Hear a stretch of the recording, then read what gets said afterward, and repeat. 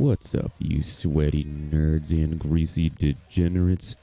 So folks are wondering, since part 2 of patch 1.4 is about to begin, and it is a shorter patch, what's coming in patch 1.5? Something seems to be brewing over at Hoyoverse.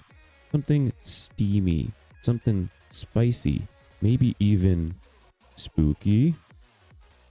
So I decided I would join into the speculative spectrum with everybody else that's wondering what's going on over there and put in my 2 cents for what I think might be coming in patch 1.5 based on the current information that has been publicly released by Hoyoverse themselves and has been sitting right in front of our noses for many weeks now. So, put on your tinfoil hat and join me in the ring. And let's dive into this thing. So there is a lot of speculation going around the scene right now that we are going to be going to Penacony. And that's because the story of Honkai Star Rail in several different places in several different ways by several different people have in fact told us that we are going to be going to Penacony. That is the next destination of the Astral Express after all.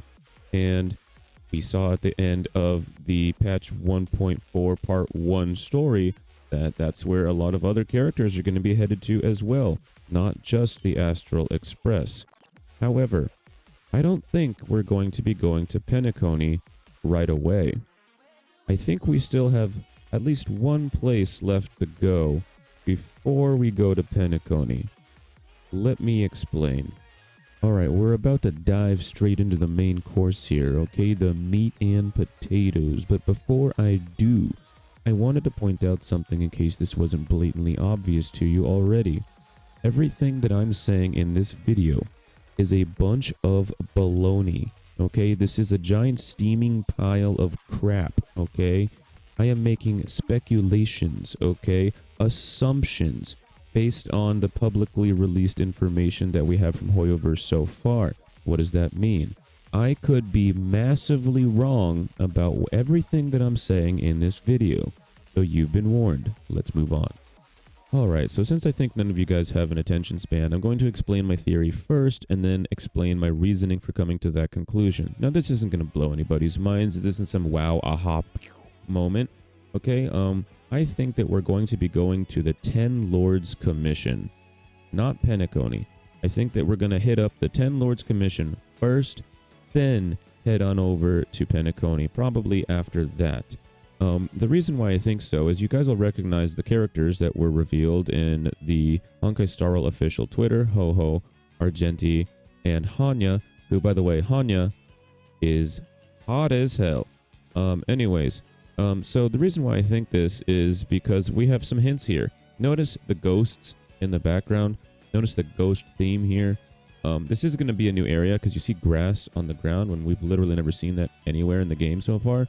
But we also have some hints here. We have 10 Lords Commission written several different times in this as a little bit of a hint, in my opinion. So let's read this. Extraterrestrial satellite communication, Ho-Ho. I can use this banner to dispel demons, but it also comes in handy when signaling my surrender. A pitiable and helpless Foxian girl who is also a 10 Lords Commission judge in training who fears ghosts but must catch them. So, if she's from the 10 Lords Commission, why the hell would we find her on Penacony, right? Due to having a Heliobus named Tail sealed in her tail. That is such a confusing thing, like her tail's name is Tail and it is her tail. Anyways, by the judges of the 10 Lords Commission, she became a cursed one who attracts inhuman beings. She fears demons and a Heliobi, but contrarily is tasked with their capture and entrusted with the heavy task of eradicating vile spirits. Though she believes herself lacking in ability, she is unable to muster the courage to resign and continues onward despite walking in a valley of her own fear. That's a pretty cool character bio. She is a voice actress and a voice actor. I believe that is because one of them is for her tail and one of them is for her. That's not speculation. They literally told us in her character bio that she has a demon in her tail. So let's go and skip Argenti for now. Let's go to Hanya, who gives us another 10 Lords Commission hint. If these characters are part of the 10 Lords Commission, why the hell would they be on Penacony? Extraterrestrial satellite communication. Hanya using dreams to analyze the sins of the Mara struck is like touching a vine with thorns. It doesn't hurt as much when your fingers become numb. Honestly, she seems like she's into BDSM, and I like that. Anyways, moving forward. One of the judges of the 10 Lords Commission. Bada bing, bada boom. Of the 4 duties of a judge, detention, imprisonment, punishment, and interrogation, Hanya is charged with the last task, interrogation. She specializes in reading the karma and sins of criminals and records their crimes and punishments with the oracle brush, as she spends her days using dreams to predict karmic offenses and has to endure the torrential flood of information regarding the Mara-struck's actions. She has long become dull to all things in the world. That's kind of sad. Only when she operates with her sister and fellow judge Shui Yi, who's been in the game since patch 1.0 and still hasn't released in the game. What's up with that? Anyways, will Hanya momentarily reveal her true nature. And she's, oh my god, she's so banging. Oh my god, she's so banging. Now we got this random dude, this Argenti guy, who does not seem to be part of the Lord's Commission himself, so not sure what's up with that. A classic knight of the Knights of Beauty. Forthright and candid, this noble and admirable man wanders the cosmos alone, resolutely following the path of beauty. Upholding the good name of beauty is Argenti's duty. Jesus Christ, that was cringe. To fulfill this responsibility, one's must be pious when one initiates battle. So he's speaking in like the third person, okay? And one must make their opponent yield willingly when one strikes with one spear. I have a feeling this guy's gonna be like kind of like corny, like kind of goofy corny, and I'm actually all about it. I noticed that this is the same English voice actor, by the way, as her tail. This is literally the same voice actor as her tail. I don't know what's up with that, but I think that's kind of interesting. So the vibe I'm getting from this is that we're going to the 10 Lords Commission. We're not going to go to Penacony first. Why on earth would they reveal these characters who are part of the 10 Lords Commission and then have us go to Penacony? So I think they kind of gave us a little bit of a red herring with the story telling us that we're going to Penacony next, when in reality, we still have one more stop to make.